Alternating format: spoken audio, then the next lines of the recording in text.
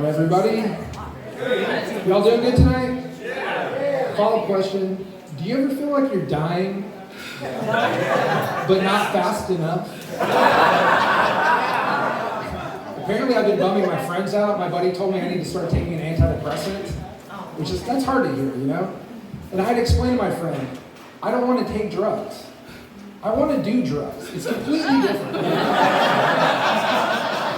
I don't know why I have a double standard with pharmaceuticals, because when I was younger, if a dirty hippie walked up to me and was like, try this. I was eating that shit directly out of his crusty hands. I didn't care where it came from. I didn't care who made it. I really didn't even care what it was going to do to me as long as it fucked me up. Now, a friend of mine, out of legitimate concern for my mental well-being, is like, just try an antidepressant. That was developed by a scientist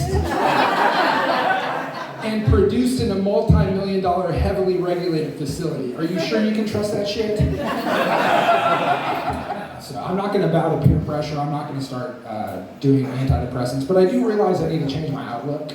You know, same guy was just like, well, just start being more positive. I'm like, how do you just start being more positive? He goes, well, start small. Just think of something small that you're grateful for, and think about that. And what you'll find is that your brain is a very powerful magnet.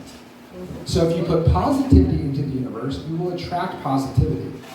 And if you put negativity into the universe, you'll attract negativity. And it was at that moment it clicked. I go, oh, I get it now. This motherfucker doesn't understand how magnets work.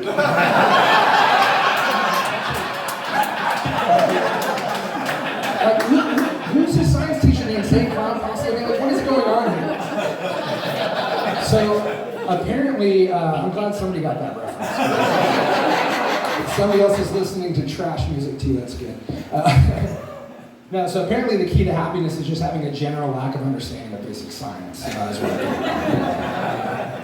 no, I don't know, but I have been in a rut and I'm working on getting out of the rut. For example, a couple of years ago, every day for a year and a half I ate a bowl of oatmeal for breakfast. Every day. And I'm not talking variety pack, maple brown sugar. I'm talking oatmeal in a fucking bowl. Every day for a year and a half. And my wife at the time told me, you can't do that. You gotta change it up because variety is the spice of life. Do y'all agree that variety is the spice of life? Yeah, I was like, you're probably right. You're probably right. Variety is the spice of life. But when I pointed out to her that I had been eating the same pussy for the last 20 years, she didn't want to have that discussion. At that point, it was time to change the subject. But because I know that the key to a healthy relationship is compromise, I told her, I'll make a compromise with you. I'm only going to eat oatmeal on Mondays, Wednesdays, and Fridays. And I'm going to fuck the oatmeal on Tuesdays and Thursdays. No, but that compromise did not work out. So I actually have been trying to meet people lately. Ladies, fellas. But it's hard to meet people in general, but for me especially because I don't drink anymore. And the only thing worse than being the old guy at the bar hitting on women is being the old guy at the bar hitting on women dead ass sober. Not a good look. You know, like I walk up to the bar and I'm like, oh, can I buy you a drink? And she's like, but you're not drinking. Oh no, I want to keep my wits about me. but you keep drinking, it's cool, it'll be fine. It's a hard pass every time. I don't understand why. But, so as a means of last resort, I did get on the dating app, which is a fucking nightmare. Would not recommend it. Fucking nightmare. But I'm not good on it because I don't use it. Instead of using it like you're supposed to use it to find a common connection with people, I use it to talk shit about people's profiles. Like women who put on there that they're dog moms. Do we have any dog moms in here? Dog moms? Have you ever been a dog? I don't know how to put this politely, but unless that dog came out of your vagina, you just have a dog. And conversely, if that dog did come out of your vagina, we have nothing to discuss about that. Because you are a bitch.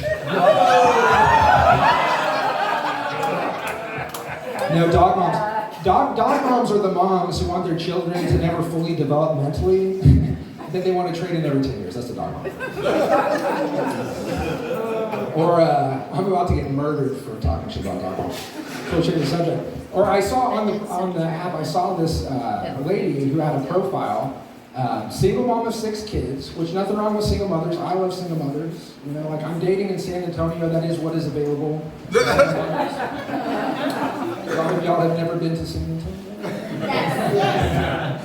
But no, single mother, nothing wrong with that. But the problem was she had taken a picture of a handwritten list of the requirements to date her, which I'm not making this up, included must be 6 feet tall, must own your own home, must be physically fit, must have good hygiene.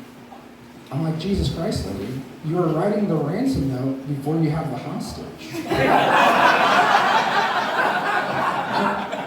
And if anybody knows about kidnapping Dick, it's a single mother of 6 kids. No, I only look at the app while I'm driving though, because I promised myself that I was either going to get a date or die trying. Which is going to be a fun story for later. Like, oh, well, how did you and mom meet? It's like, well, I was swiping on that picture of your mom's fat ass, and then I sideswiped a dump truck. Multiple fatalities, but you're here, so it was all worth it. I would trade 5 of them for 1 of you. That's how much I love my children. But no. So I did actually get a date. That was a miracle. I don't know how it happened. I was on the date, and it seemed like it was going good. She seemed like she was having a good time. I was having a good time. But then she was talking about a previous relationship, and she said, it was at that moment that I knew I could never be with somebody who already had kids. I said, yeah, me neither. That's why I left my wife.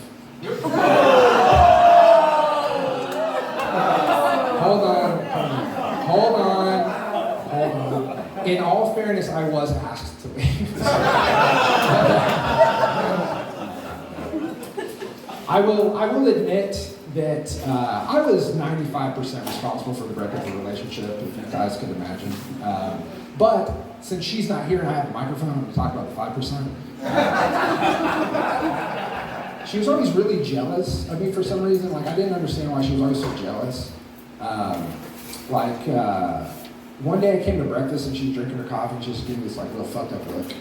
I'm like, what's wrong? She's like, you fucked that woman. I'm like, whoa. She's like, in my dreams. I'm like, what? You can't get mad at me. You made me fuck that woman. Let's just put it this way: if I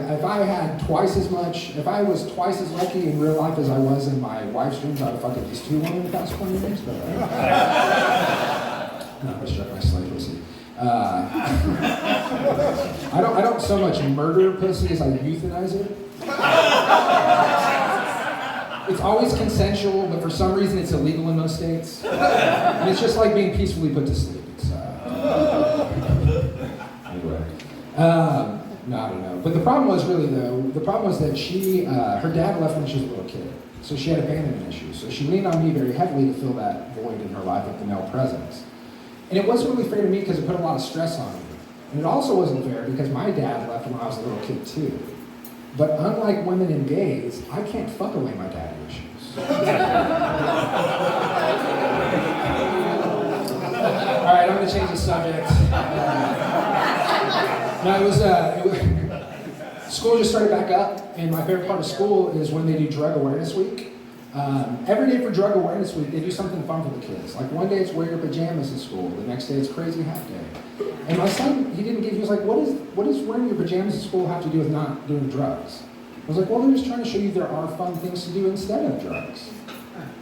And he thought about it and he goes, well, wearing my pajamas to school sounds kind of fun.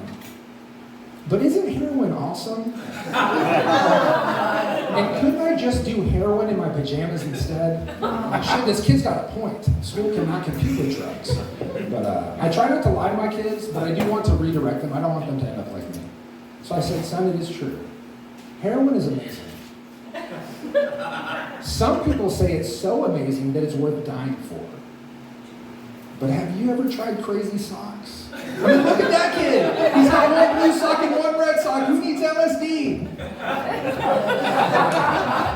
He's no dummy. Daddy taught him right. Which is why I don't like that anymore. No, my son is autistic. He's a great kid. His brain just works a little bit differently than other people. Great kid. Great to be around.